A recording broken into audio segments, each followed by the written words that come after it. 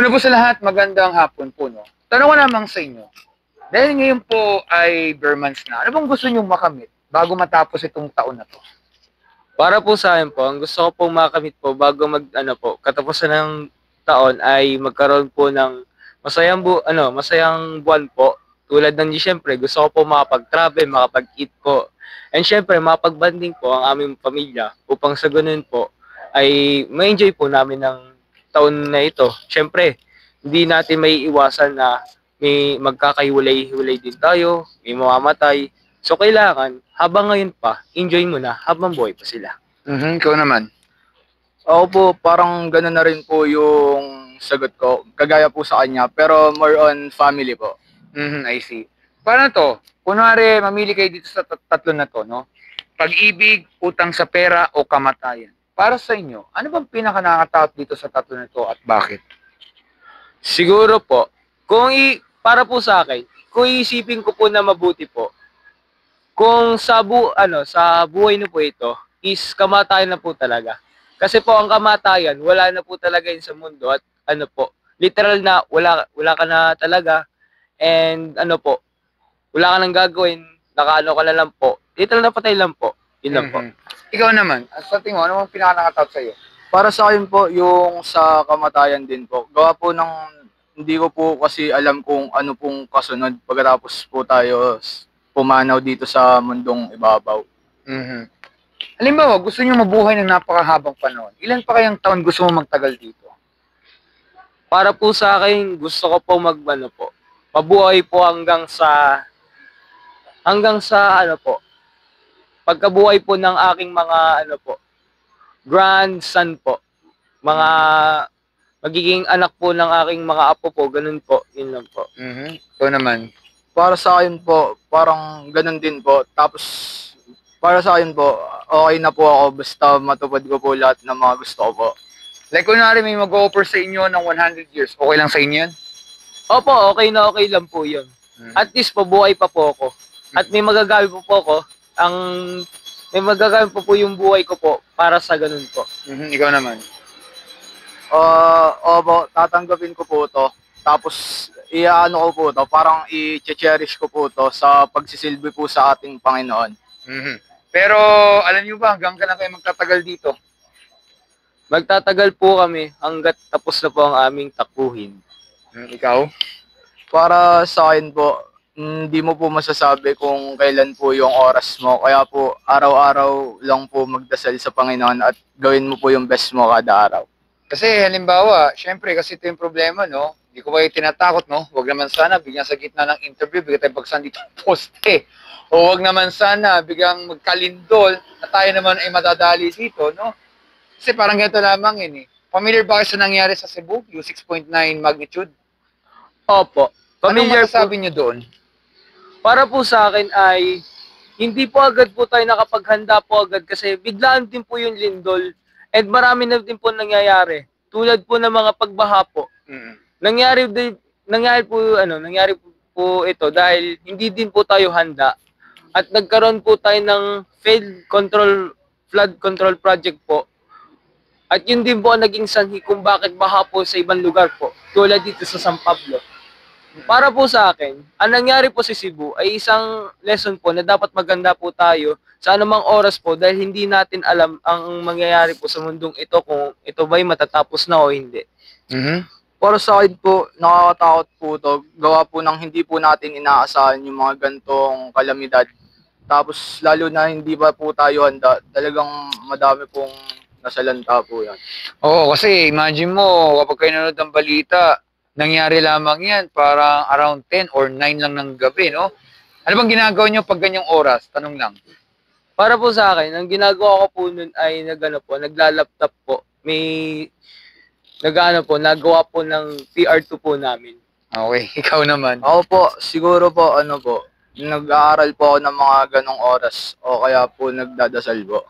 Pero syempre, hindi mo alam, bigla na lang magkakangyaring ganong lindol na yon. Yung iba nga, naglalaro ng basketball, 3-on-3, nakatakot na. Yung iba nga, nagbabadminton lang sa lagay na yan, biglang matamaan lamang ng ganong kalakas na lindol. Nakakalungkot lang isipin, may mga namatay, mahigit 70, at dumadagdag pa. Wala talagang makakapagsabi dahil ang lindol talaga, hindi mo talaga kailan darating yan. Bigyan na lang yan, mararamdaman na lang natin. Yun nga lang, ang punto lamang, talagang kailangan natin talagang matakot kasi ang buhay talaga ay nandyan lang talaga. Hindi natin talaga alam kung kailan talaga darating sa atin. Pero ito po, sa tingin nyo, patas ba ang buhay o hindi patas? Para sa aking karanasan ng buhay, hindi patas ang pagtatrato natin sa mundong ito. Bakit kamo? Bakit hindi patas? Dahil may iba't ibang ugali ang tao. May iba't iba din ang gusto ng tao. Tulad ng mga politiko. Kapag ang trato sa inyo ng politiko ay mahirap, ibig sabihin mahirap ka talaga. Pero kung mayaman ka, bibigyan ka ng hustisya. Sabi nga ng isang kanta ni Bamboo by ang title ay Tatsulok. Hustisya ay ang hustisya lamang po ay para sa mayaman. So ibig sabihin, hindi talaga patas ang buhay, walang equality, at hindi natin makakamtan ang ating equality para sa Pinas. Dahil hindi po mangyayari yung mga ganito po kung wala walang masama nangyayari po. Ikaw naman. Para sa akin po, kung patas po ang buhay, para sa akin, depende na lang po yan kung paano mo po tatanawin yung mga bagay-bagay na kagaya ng mga hamon sa buhay natin na hindi natin inaasahan. Depende na lang yan kung titingnan natin bilang positive or negative. Para sa akin po naman, lahat ng hamon po sa buhay, iniisip ko na lang po, biyaya po ng Panginoon. Pero halimbawa, paano kung ganito naman ang isang senaryo? Halimbawa, kunwari meron tayo kukuparang dalawang tao, wala kayong kinalaman dito, nagkataon lamang dalawa lang kayo dito. Isang mabuti at isang masama. Yung mabuti, alam naman natin okay siyang pakisamahan kasi mabuti ang kanyang ugali, maayos siya, pero siya yung laging sinasaktan, siya yung laging inaapi, siya yung laging broken-hearted at laging iniiwan sa ere. Versus yung masamang tao, masama na nga yung ugali niya, kitang-kitang pagiging masama ugali niya, pero ang dami niyang kaibigan, marami pa doon nagkakajowa pa kahit kita-kitang pagiging red flag at ang ginagawa nila ay sinasaktan nila ang mga mabubuting tao. Simple naman tanong ko lang sa inyo, napapansin niyo ba yan sa totoong buhay? Para po sa akin, oo po. Pero sa totoo lang po, meron din po kaming mga kaklase po na ganun po ang senaryo. So, masasabi ko po talaga is, mas magandang pakisamahan yung mga parang mas boring po kaysa sa mas cool. Kasi kung sasamahan nyo ang mga parang mas cool, yung kumare po, nagbe-beep po araw-araw, kahit minor de edad, siguro po, kung ganun po yung yung pakikisamahan po, siguro hindi na lang po. Bakit po? Kasi po, baka magkaroon ako ng bad influence, and baka mag-aire po ako sa kanila at mamatay din po na maaga. Pag naman doon po sa mga mabubuti po, mas okay na lang po siguro kung yun na lang silang tropahin, kaysa naman po sa mapahamak po ang aking buhay. Ikaw naman. Para sa akin po, depende po yan sa sa pakikisama po sa mga tao, tas kung paano nyo po dalhin yung sarili nyo sa mga sitwasyon. I see. Pero kagaya nito, naawa ba kayo sa mga mabubuting tao? Para po sa akin, opo. Sobrang awang-awa po ko. Especially, meron po, ay hindi ko na lang po i-drop name yung student po. Okay lang, hindi mo naman kailangan.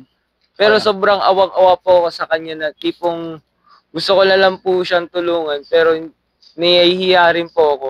Siyempre po, kapag kapag nandun ka sa mga cool po, balikan na lang po natin yung isang question. Kapag cool po, siyempre, pwede magkaroon ka ng bad influence and ganun po. Pero dun sa mga mabuting tao po, nakikita ko po kung gaano sila, kung gaano nila yung kanilang mga puso, na-appreciate ko yung kung anong ginagawa nila, kahit boring po sila. At least po, may pinakita ka po mabuti sa kapwa. Kapag mabuti ka sa kapwa, mabuti ka talagang tao. Pero di natin agad masasabi kung mabuti agad ng tao. Depende pa rin yan sa kilos at gawa ng tao. Ikaw naman. Ano nga po ba ulit yung tanong nyo? Sa tingin mo ay naawa ka ba sa mabubuting tao? Para sa akin po, opo, kasi may mga pagkakataon na talagang talo po, pero mas pinipili po nilang magpakumbaba. Okay, tama naman. Pero sa tingin mo, karapat dapat silang mahalin ang mga mabubuting tao? Para po sa akin, opo, karapatan po talaga nating magmahal ng mga mabubuting tao. Wala sa masama o mabuti, kundi lahat po tayo ay dapat nagmamahalan. Kasi dapat pantay-pantay ang ating trato sa mga tao. Ikaw naman. Para sa akin po, lahat naman po tayo kailangan po ng pagmamahal. Wala pong nabubuhay sa mundo ng hindi nagmamahal at yung sarili lang po ang iniisip. Yun nga no? Pero kung gano'n lang sana kadali lang yung sinasabi lang natin, sana hindi to nararanasan natin to, no? Bakit? Di ba? Nung tayo yung mga maliliit pang mga individual, ay tinuruan tayo kung ikaw yung magiging mabuti ka sa kapwa mo tao, wala ka dapat magiging problema kasi ang mga tao lalapit sa iyo dahil maayos ang pakikitungo mo sa kanila. Pero ang problema sa panahon ngayon, mukhang baliktad. Ang pagiging mabuti ay parang nagiging masama na sa tingin ng marami. At ang pagiging masama naman ay parang normal na lang sa lahat-lahat. Napapansin niyo ba yun? Opo, para po sa akin kasi marami na po kasi nagawa po kayo na masama. Like sa mga uso ng trends po like bembang, Oo nga. ano po, Hindi mo na kaya pagitin yan. Gets ko na. Opo. Ganon. Oh. Yung mga ganun pong bagay dapat di na po tinutularan po dahil ayun po talaga ay trends kayo ng mga kabataan at dapat di natin to gagayahin dahil hindi naman po tayo ganito. Dahil pinangaralan po tayo ng ating mga magulang na dapat maging magalang at maging respectful po tayo sa isa't isa po. Ikaw napapansin mo yun? Opo, pero para sa akin po, may mga sarili naman po tayong opinion at malalaki na rin naman po tayo. Dapat habang tumatanda po, alam na po natin yung mga tama at mali. Oo. Pero kasi ito yung problema eh. Sa panahon ngayon kasi kung anong nauuso, akala nila lahat yun ay tama. Ang hindi na napapansin, marami doon ay kapahamakan na. Yun kasi ang nagiging problema sa ating panahon ngayon. Kung ano yung uso, usan marami, doon na tatalon. Kaya yung iba, naisip tuloy nila hindi patas kasi lumalaban silang patas pero ganito ang nakikita nila. Ngayon, para sa atin maintindihan ito, sundan na itong mga katanungan na to. Tanong ko lamang sa inyo, kayo ba isang mabuting tao po? Para po sa akin, ako po ay nagtatapat po ngayon. Para po sa akin ay mid po. Siyempre, masalaw din po ako. Aminin ko din po, masalaw po, makulit po ako. Pero siyempre, hindi po mawawala po sa akin ang pagkabuting tao po. Ikaw naman? Para sa akin po, kung mabuti po ba ang tao o masama, depende po siguro sa panahon. Pero lahat naman po tayo nagkakamali, tas lahat naman po tayo nakakagawa po ng mabuti sa iba. Wala naman pong perpektong tao na puro tama lang at kabutihan. Lahat naman po tayo nagkakamali. Parte po yan ng pagtanda. Sa tingin nyo, ano ba isabihin ng mabuti pag narinig yung salita niya? Pag sinabi po nating mabuting tao po, mabuti, ibig sabihin po nun, nagagawa po ng mga magagandang bagay po sa perspective po din ng ibang tao at or sa atin po. Ikaw naman? Ano po, pag narinig ko pong mabuti po, parang madali lang po lapitan o tinatawag mo nila yung bukas palad. Tapos hindi, siya po yung tipong taong tutulungan ka kahit sa anong bagay po. I see. Pero may ba yung magbasa ng dictionary? Tanong lang. Para po sa akin po ay opo. Dahil pwede po tayo matutunan. Meron po ako isang libro na binabasa po na The Power po. Isa po siyang manipulation book na about sa mga tao po. Ito siya pinakadelikado, sabi po ng ibang tao po. Ikaw, may ka namang basa ng dictionary? Tanong lang naman. Ginagamit ko lang po siya pag sa mga aral po, pag may mga hindi ako maintindihan salita o may hinahanap po akong alternative po dun sa kailangan ko sabihin. Okay, pero nagsusearch ba kayo kay Google, kunwari pag hindi mo alam ang isang salita? Opo, nagsa-search po. Ikaw naman? Opo. Bigyan ko kayo ng konting kalaman, no? Sabi sa dictionary po, para daw masabi na good o mabuti, ito palang meaning niya ay may kinalaman sa ugali ng isang tao. Dapat daw wala siyang ginagawang masama, wala siyang ginagawang krimen, wala siyang sinasaktan na tao kahit sanggol. Ibig sabihin, ugali ang tinitingnan daw. Ngayon, tingnan natin talaga kung tama talaga ang sinasabi ng dictionary. Kagaya nito, kayo po ba yung nakapagsinungaling po sa tanan ng buhay niyo po? Para po sa akin, opo, nakapagsinungaling po ako, pero it's a white lie po. Ang white lie po, parang nagsisinungaling ka po, pero for a reason. Hindi po siya for a bad reason kasi may ano po, may kakabuti din po siyang reason or meron po siyang ano po, senaryo na pwedeng hindi ka pahamak po ng mga tao. Ikaw naman. Opo.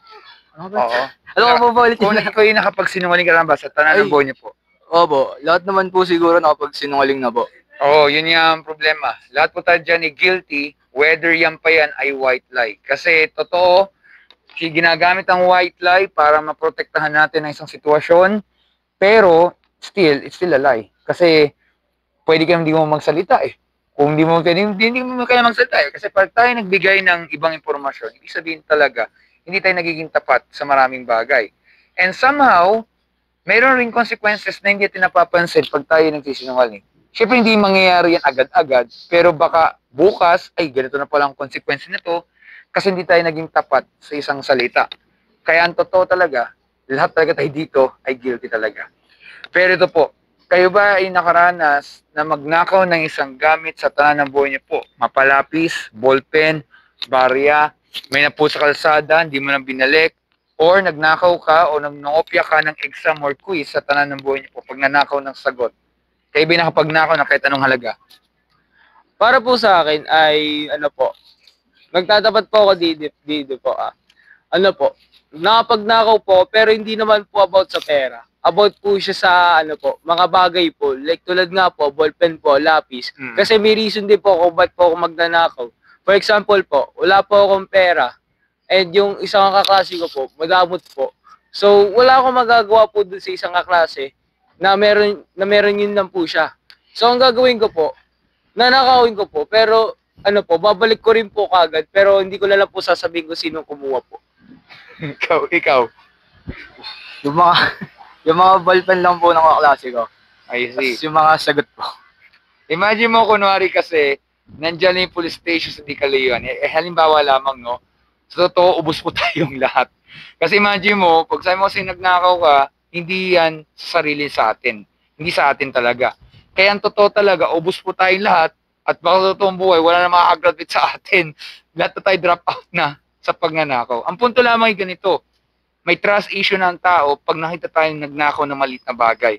Paano pa tayo pagkakatiwalaan sa malaking halaga? Kaya ang totoo talaga, lahat taga tayo dito ay guilty talaga. Sa totoong buhay talaga. Eh syempre, hindi naman kayo nasa kulungan kasi ang usapan dyan ay mga malalaking halaga. Pero syempre, ballpen o mga pangongopya, pwede naman yung idaan sa maayos sa usapan para hindi niya dapat gawin yun. Pero ang totoo, lahat taga tayo dito ay guilty. Pero ito po, kayo ba'y nakaranas na magalit sa isang tao?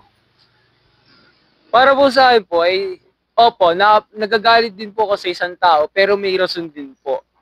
The reason po is, laging ano po, kung ano po, may sariling mundo po siya, or, for example, kung ano po, kung nonsense po ang ginagawa po niya, so ano po, doon po ako nagagalit sa mga ganong tao po, and hindi po siya, it's not helpful po sa isang ano po, particular na tao. I see, ikaw, nakaranas ka naman magalit sa isang tao? Ako po, hindi naman po yung tipong tao na yung nagtatanim po ng galit. May mga pagkakataon lang po na medyo naaasar po ako kaya napipikon. Pero hindi naman po yung para makipag-away pa, yung kung ano-ano pa po sabihin. Madali lang naman po ako pakisamahan at marunong rin po ako makisama. Kaya hindi po ako gano'n yung magalit po sa mga tao. Siyempre, kasi halimbawa, kunwari, sinasaktan kayo, kunwari ng isang tao, no? Halimbawa lamang. Siyempre, kung naman sabihin, hindi ka nasasaktan, pero sa loob ng puso mo, parang gusto mo nang manuntok ng tao, pero hindi mo talaga gagawin. Nagtatanim ka nga lang ng galit, kahit hindi masyadong tanim. Kasi, hindi man tayo nakapatay ng tao, nakapatay naman tayo ng masasakit na salita. Di ba? Pagiging pikon, di ba? Siyempre, kahit masasakit na salita lamang yan, ibig sabihin, parang gigil din tayo. Kaya ang totoo, kapag isang tao nakaranas ng ma-offend sa isang salita, para daw tayo nakapatay na sa puso ng isang tao, sa salita lamang. Kaya ang totoo, lahat tayo dito ay guilty. Pero ito po, nagagamit niyo ba minsan ang pangalan ng Panginoon sa walang kabuluhan? Minsan naglalakad kayo, bigla kayo nadulas, napa-OM, alam niyo na po yun? Para po sa akin po, ano po, hindi po. Kasi, wala naman po siyang ano po eh. Wala naman po siyang sense kung gagamitin po ang pangalan po ng Panginoon. Ang ginagamit lang po ang pangalan ng Panginoon pag sinasambalan po siya. Yup. At hindi po para sa mga ganung bagay po na, kunwari po, na-aksidente po, ganun. Pag na-aksidente po, syempre po, ang iniisip ko na naman po, na gabay na lang, pero hindi ko sinasabi po ang pangalan ng Panginoon. I Ako po, bilang mga Diyos po, hindi ko po ginagamit yung Panginoon po para po makapang ano ng tao, kaya basta ko na lang po masabi. Ako po naman basta po, Okay, naiintindihan ko kasi kadalasan kasi maraming mga tao dito, nag-i-expression na lamang yan, walang kinalaman, no? Halimbawa, nadapa ka lamang, napa-OM, alam mo na, nabagsak lang cellphone mo, sinisisi mo kagad sa Panginoon, no? Ang tawag kasi doon ay blasphemy o pambabastos. Kasi nakakabastos naman talaga na ang pangalan ng Panginoon ay ginagamit lang sa walang kakwenta-kwenta. Tama sabi mo, dapat lang yun pagsambat, pagdadasal lamang. Or expression lamang kung hingi ka lang ng tulong, kung nananalangin ka. Pero hindi mo pwedeng gamitin randomly. Ang tawag doon ay blasphemy or pambabastos. At totoo, yan ay guilty po ang ibang tao dyan kasi talagang hindi nalulugod ang Panginoon dyan. Ngayon, lilinawin ko po sa inyo, hindi ko yung sinisiraan, hindi ko inuhusgahan. Yung mga tanong na yan ay tanong po ng bawat isa sa atin. Sa tingin nyo kaya, kung tayo po mamamatay, hindi to pananakot, at haharap tayo sa tinatawag na judgment day sa Panginoon, sa tingin nyo kaya, kayo ba ay guilty o innocent po kayong tao? Para po sa akin po ay pareho po. Guilty at at innocent po. Dahil bakit ka po ba dalawa? Or mid na sabihin na po natin. O sige. Kasi po, nakagawa din po ako ng mga mabibigat po na kasalanan. Hindi ko naman pwede sabihin po. And innocent po ako dahil nakakasamba po ako, nagbabago buhay po ako. And syempre, lagi po akong tumutulong sa mga kapwa Pilipino and open-minded naman po ako. At syempre, maintindihan po naman ng ating Panginoon Jesucristo. The reason is gusto ko lang naman pong maligtas. Syempre, ginawa tayo ng Panginoon po. So, dapat, kung binigyan tayo ng buhay ng Panginoon, is dapat mababalik natin siya sa tamang day po, sa judgment day po. Okay? Ikaw naman. para sa akin po, bahala na po ang Diyos humusga po sa akin. Gawa po may mga bagay po tayong ginagawa na may kapalit. At ayun nga po, yung kung mabuti man to o masama, para sa akin po, parang tinitimbang po ito ng Diyos. Okay. Pero sa tingin nyo, saan kayo pupunta halimbawa pag kayo'y namatay? Sa langit ba kayo pupunta o sa impyerno? Tanong lamang po. Para po sa akin po masasagot naman po ng iba, langit-langit po. Pero kung sa akin po, kung saan man po ako dahil, yun doon na lang po kasi doon po ako masiserve. Kung wari, nakagawa po ako ng kasalanan, mabibig na kasalanan, like pagsusugal or pag-asawa po ng hindi po kung wari po, may asawa po ako, tapos nag-asawa, may kapit po ako. Tawagin nila. Mga premarital sex po or ganun po. Siguro mas mapupunta po ako sa langit dahil hindi po ako deserve po ng Panginoon. Eh pag ginawa ko naman po is mga mabubuti po, like yun sa mga magulang ko po or sa mga tao or kamag-anak po. Syempre po, mapupunta po ako sa langit. And lastly, palagi po akong sumasamba. Okay, ikaw naman. Para sa akin po, hindi ko po masasagot yung tanong na yan. Gawa po isa po yan sa mga iniisip ko, mapupunta po ba ako sa langit o sa impyerno po. Okay, ganito. Paano kunwari yung sinabi nyo, lagay natin kunwari sa isang senaryo, no? Halimbawa, meron tayong isang kriminal na ang kanyang krimen ay nagnakaw siya ng pera sa bangko. Nung siya ay hinuli ng pulis at siya ay dinala sa korte para siya ilitisan ng judge, ito ang sasabihin ng kriminal. Judge, ako po ay guilty pero ako rin po inosente. Oo, maaaring may nagawa po mali, meron rin po nagawang kabutihan. Pero syempre sasabihin ng judge, hindi mo pwedeng igitna sarili mo, kaya ka dinala sa korte kasi may ebidensya. So kapag may ebidensya, malinaw, kailan niyang pagbayaran, kailan talaga siyang itapon sa kulungan. Tama po ba? Para po sa akin po, depende rin po sa morality po ng tao and kasi nakatingin po, ang judge po kasi nakatingin po siya sa ethics po. And ang sinasabi po na magnanakaw is morality po, na kahit nanakawan po siya, kahit magnakaw po siya, magnakaw po is may reason po siya. And sabi naman po ng judge is ethics siya dahil mali pa rin po ang pagnanakaw. Ikaw, sa tingin mo, kailan ba niya pagbayaran pa rin? Kung ano po, dapat po lahat tayo marunong po tumanggap ng mga consequences. Depende na lang po yan sa rason po. Pero hindi pa rin naman po tama yung magnakaw kahit ano man pong dahilan o gano'n na po kahirap ang buhay. Gawa ng meron naman po tayong mga choice na pwede nating pagpilian kung ito ba yung mas makakabuti sa atin o makakapahamak po sa iba. O halimbawa, kagaya nito isang senaryo, kunwari isang kriminal, sabi niya, oo, guilty siya sa nagawa niyang kasalanan, pero hindi niya alam kung saan talaga siya pupunta. Hindi man po pwede sabihin yon kasi kagaya sabi mo, dapat nga tanggapin ng tao ang consequences. May batas, kapag hindi nasunod, meron talagang parusa. Kaya masasagot talagang tanong ng isang tao kung saan talaga siya pupunta halimbawa. Talagang may paghahantungan talaga. So, ang punto lamang po, yung pong sinasabi ko po, ay parang ganyan din ang sinasabi po ng Bible. Sa Bible po kasi, walang sinasabi po na middle or neutral. It's either impyerno or langit. Sabi kasi sa Bible, ang mga tao nagsinungaling, nagnakaw, nagtanim ng galit, at iba po mga nagawang kasalanan, magaan man yan or mabigat, pero sa mata ng Panginoon, hindi siya nalulugod, kung hindi, itatapon niya yan sa nagbabagang apoy o impyerno. Simple naman tanong ko lang sa inyong dalawa. Kayo ba ay nag-alala sa sinasabi ng Bible na maaaring kayo pong dalawa ay sa impyerno pupunta, pero hindi lang kayong dalawa, lahat tayo, kasi may nagawa talaga tayong kasalanan sa harap ng Panginoon. Kayo ba ay nag-alala po ba dito? Para po sa akin po is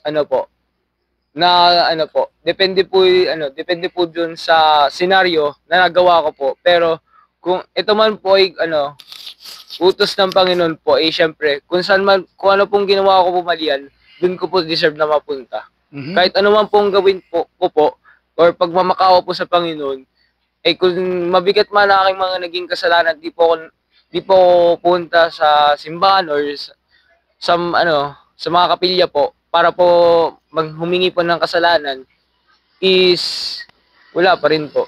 Ikaw? Para sa akin po, hindi po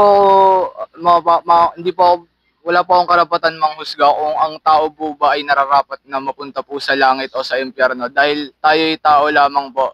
Para sa akin po, Diyos na po bahala. Depende naman po yan kung gaano po kabuti ang loob niyo po. Okay, ganito lamang. Ang Panginoon ba ay nagsisinungaling sa kanyang mga sinasabi? Sa akin po ay hindi po. Bakit po? Bakit nga? Dahil po, ang Diyos po ang gumawa sa mundong ito. Siya rin ang gumawa ng langit at lupa. Siya rin po ang gumawa ng mga tao. Alam natin yan, pero hindi aware ng mga tao. Kasi sa mga trends, sa mga nangyayari ngayon sa mundo, sa mga gusto ng tao, sa mga pleasure, at hindi na ngayon sa mga Biblia, or biblically, yung mga ganun pong tawag. Kaya ang nangyayari po ngayon sa mga tao po ay para nagiging parang mas gusto po nila maging masama. Meron po ako isang nakita po sa Facebook na heaven feels hell and hell feels heaven. Ibig sabihin po nun is parang mas gusto ng mga tao na masama yung ginagawa kaysa sa kabutihan. Pero hindi nila alam na kapag gumawa sila ng kabutihan, kahit nararamdaman ng impyerno, pagdating ng araw ng paghukom or yung final day po, is parang magiging worth it po yung mangyayari. Ikaw naman. Sa palagay ko po,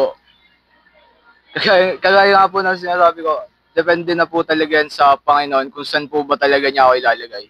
Okay, kasi kaya ko po nasabi yan dahil ang Panginoon po, never po siyang magsisinungaling sa lahat niyang mga sinasabi. Kasi kung siya ay magsisinungaling, wala nang kaayusan ng mundo na to. Wala tayong role model na dapat nating tingnan pala. Isibihin, wala palang kaayusan. Pero dahil ang Panginoon, siya ay napaka-consistent sa kanyang sinasabi, ibig sabihin po, patas po siya sa lahat-lahat. Ibig sabihin, ang kanyang mga sinasabi sa Bible, lahat yun ay totoo. Una, hindi siya nagsisinungaling. Pangalawa, sabi rin sa Bible, hindi siya ang author ng kasalanan. Kung hindi tayo po ang lahat ng gumagawa ng kasalanan. At pangatlo, ang Panginoon ay kailanman hindi siya nang tukso ng tao na gawin mo yung kasalanan na yan. Sino nang tutukso? tayo rin ang nantutokso. Kaya lahat talaga tayo dito ay damay. Ibig sabihin lamang, ang Panginoon, wala na siyang hinangad kundi kabutihan na sana hindi tayo mapahamak. Hindi siya nagkulang ng babala sa atin. Pero tama, sabi mo nga, nasabi na kasi sa Bible yan, dahil ang mga tao gusto nila ay kung ano ang nasa mundo, kung ano ang nauuso, kung ano ang gusto ng laman, o yung tatawag na flesh, kaysa spiritual. Kaya ang totoo talaga, lahat tayo dito ay guilty. And whether we like it or not, ano mo mangyari, dapat tayo mag-alala kasi po buhay ang pinag-usapan natin. Biglaan lang itong interview na to. Lumampas lang sa inyo ng konti. Hinaya ko lang muna kayo tapusin yung muna yung kwentuhan. Then saka ako sumingit dito. Pero don't get me wrong po, wala akong masamang intensyon dahil nagmamalasakit ng po ko, no? Tanong ko lamang sa inyo, mahal niyo ba sarili niyo? 100% sure? Para sa akin po, is mahal na mahal ko talaga ang sarili ko. Inaalagaan ko po ang sarili ko po. Dahil katawan ko ito, buhay ko po ito. At kung ano man po mangyayari, mag-iingat at mag-iingat pa rin po ako. Hindi po ako, tulad sa iba na magpapakamatay po. Pero aminin ko po dati na gusto ko rin po dahil sa mental health awareness ko po and mental health disease ko po Naiintindihan ko dati. naman. Ikaw, mahal mo ba sarili mo? 100% sure? Opo, dapat po, bago po tayo matuto magmahal ng iba, dapat matuto rin po tayong mahalin natin sarili.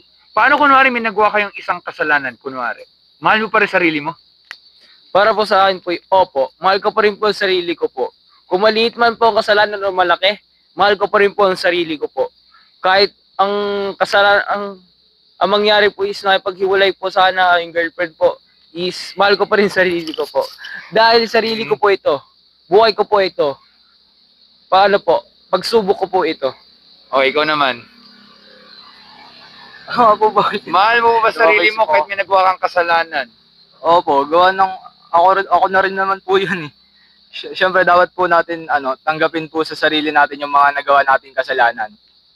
Tama naman yun. Kasi alam nyo bakit? Dahil kung hindi mo mamahalin sarili mo, para lumalabas lamang, kaya natin talaga gumawa ng tama na alam mong hindi yan mangyayari basta-basta.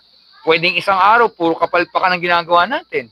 Pwedeng kasunod naman, mabubuti. Kasi nga, kagaya sinabi nyo nga, ang buhay talaga ay ito ang takbo ng ating buhay. Yun nga lang, may mga tao talaga na pag nakagawa daw silang mali, feeling na wala ng kwenta. Yung iba, wag na tayo mag-uwi, biglang may tatalo na lang dyan, magpapalunod na lamang. Kasi tinitingnan nila na pag mali, parang wala na silang silbi dito. Pero hindi. Dahil na talaga tayo may purpose kung ba't tayo dito sa mundo na to. Yun nga lang, sabi sa Bible, pag po tayo namamatay o mamamatay for example, hahantong talaga tayo sa Judgment Day. Titingnan ng Panginoon ang kanyang, yung isang tao sa mga buhay na ginagawa niya. Mabuti man yan, masasama. Ang masakit lamang dito, hindi lang mabuting titingnan niya, pati masasamang ginagawa natin. Kaya ang totoo talaga, impyerno ang nag-aabang sa atin. Bagamat nakapag-alala talaga, pwede po magbago ang lahat ng ito kung narinig natin ang isang salita. Narinig yung salitang mercy, M-E-R-C-Y. Opo. Ano po sa Tagalog nun? Ano po? Awa po. Kaya ba hinahingi ng awa sa araw-araw? Opo. Ikaw? Para po gabayan. Opo. When you say po mercy o awa, yun yung nabanggit mo na kanina, ibig sabihin yan yung paghingi ng tulong sa Panginoon. Yung inamin natin tayo po'y makasalanan, inamin natin tayo po'y mahina, at tayo po'y humingi ng tulong sa Kanya. Hindi po kahinaan ng paghingi ng tulong sa Panginoon. Bagkus, yun ang kailangan natin. Dahil ang Panginoon, hindi siya madamot sa paglalahad ng kanyang awa. Ibibigay niya yan sa mga taong hingi sa kanya. Parang isang kriminal, alam niya na siya'y makukulong, pwedeng panghabang buhay, pero dahil siya humingi ng awa sa judge, pwedeng mabawasan ang kanyang sentence kung tawagin natin. Kasi nga, nakita tong tao na to na alam niya, mali talagang ginagawa niya, at hindi siya nangangatwiran. Sa mata ng Panginoon, pag tayo humingi ng awa, alam ng Diyos kaya ng kanyang awa para hindi tayo mapahama. At pag nangyari yon, I think alam niyo na itong sagot na to. Ano ba ang ginawa ng Panginoon sa ating lahat upang hindi tayo itapon sa impyerno at tayo pa'y makalispo sa Judgment Day? Ano ba ang ginawa ng Panginoon sa ating lahat-lahat? Ginawa po ng Panginoon po sa atin ay bigyan po pa po tayo ng buhay at lakas. Palakasin pa po tayo syempre. And syempre lagi din po tayo nagdadasal na humihingi din po tayo ng kapatawaran sa ating mga kasalanan Kaya na ano po, napapatawad naman po tayo, pero dapat gumawa din po tayo ng mga mabuting gawa. Sabi nga po, Diyos ang awa, sa tao ang gawa. Ikaw, may idea ka kung anong ginawa ng Panginoon para hindi tayo mapahamak? Yan na po. Binigay niya po yung Ten Commandments bilang isang gabay po sa ating mga tao kung ano po ang tama at mali. Okay, pero I'm expecting sana ng isang sagot eh. Pero ganito, anong meron sa December 25? Christmas Day po. Aside doon, ano yung pinakamadalas na kung bakit pinagdidiwang yan ng mga tao yan?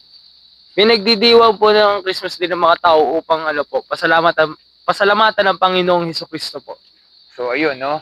Tayo pong lahat ay makasalanan, di lang sa Pilipinas, pati sa buong mundo. Tama po ba? Opo. Tama po ba? Opo. Pero nga, ang ginawa po ng Panginoon sa Kristo, no? Binuwis po yung kanyang buhay, nung siya nagkatawang tao, wala siyang hinangad kung hindi magbahagi ng katotohanan. Bakit? Mahal niya kasi ang mga tao. Gusto ni Jesus na makilala nila ang Panginoon para hindi sila mapahamak. Pero no, kagaya sabi mo nga, tama sabi mo kanina, ang mga tao, itinakwil nila si Jesus. Ayaw nila ng katotohanan. Ayaw nila may nagmamalasakit. Gusto sila ang nagkakasundo. Kaya anong ginawa nila? Pinatay nila, binantaan nila, napatay nila si Jesus. Kaya nga si Jesus nakaranas siya na siya ay torturin, siya ay pahirapan, siya ay iwanan sa ere, hindi po yung hugot, at siya po ay ipinako at pinatay sa krus ng Kalbaryo. Sa anong dahilan? Wala. Pero kaya siya pinako sa krus, dahil ayaw nila ng katotohanan. Kahit nga po nung siya dinala sa korte, hindi po siya mapatawan na guilty. Bakit? Kasi nga, wala silang makitang ebidensya laban kay Jesus. Pero alam niyo kung paano nabaliktad yan? Action. Na bilog ang ulo ng mga judge na sa pulso lamang ng mga tao, hindi siya pinalaya. Yan yung dahilan kung bakit si Jesus ay pinako sa krus, namatay siya.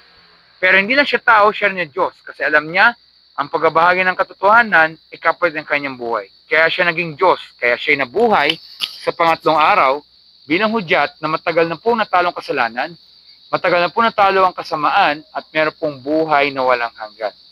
Sa madaling salita po, para maligtas po ang isang tao, yan ay wala sa mabuting gawa, kundi nasa biyaya o regalo ng Diyos. At para makamit po yung kaligtasan na yan, bagamat sa Panginoon lamang, may dalawang bagay po. Una, naging salita ang repentance. Ano po sa Tagalog nun? Ako. Ano yun? Ano yun? Parang nag-ano po tayo dun sa mga kasalanan po natin, yung parang Ano kayo na di ko lang po ma-explain. Yung parang pagsisisi po sa ating mga yun, kasalanan tama. po. Pagsisisi. Yung parang Yun. nakalimutan ko po yung Tama, yung tama, ibang sagot mo, term po sa pagsisisi. repentance. Pero, ay nga ba, yung pagsisisi. Tama yung sagot mo. Sinisagot doon, di ba? Okay, ganito lamang yan. Halimbawa, pag kayo nagkasakit, di ba gusto niyong gumaling? Opo. Ikaw? Opo. Halimbawa, pag kayo nagkasakit, mapunta kaya kayo dito sa lugar na to. Siguro po hindi po. Bakit? Dahil po nagkasakit po ako at di po ako makakapunta kahit saan po. Ikaw? Opo, kagaya din po na sabi niya. Kasi syempre, kapag tayo nagkasakit, gusto mo laging gumaling. Pag po tayo may nagawang kasalanan, pagsisihan po natin, talikuran naman nagawang kasalanan, at babaguhin ating kaisipan. Yan yung sabihin ng repentance. Change your mind. Babaguhin ang kaisipan sa tama. Ngayon, hindi lang po yung repentance lang yan. Kasi pag tayo nagsisi, hindi lang dyan nagtatapos. Kundi, meron pang isa pa. Pananampalataya or faith kay Jesus Christ as Lord and Savior. Repentance and faith.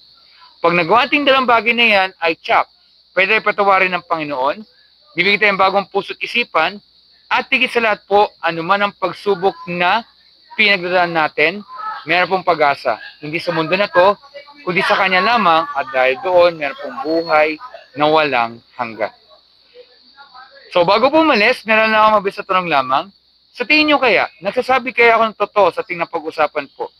Para po sa akin po, educational background po ito, educational purposes and interview din po ito.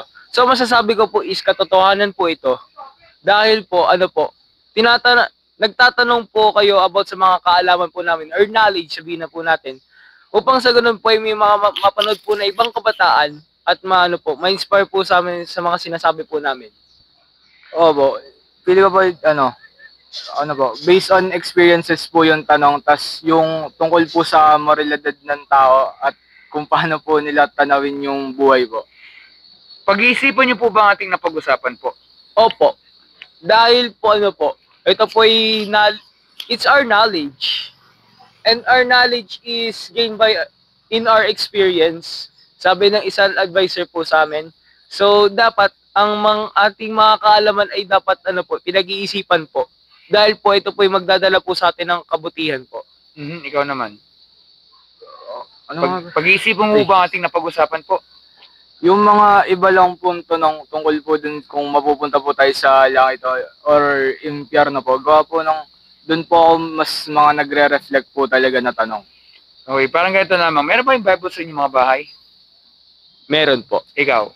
Meron din po. Nagbabasa ba kayo araw-araw niyan? Minsan lang po, honest. Ikaw? Hindi po.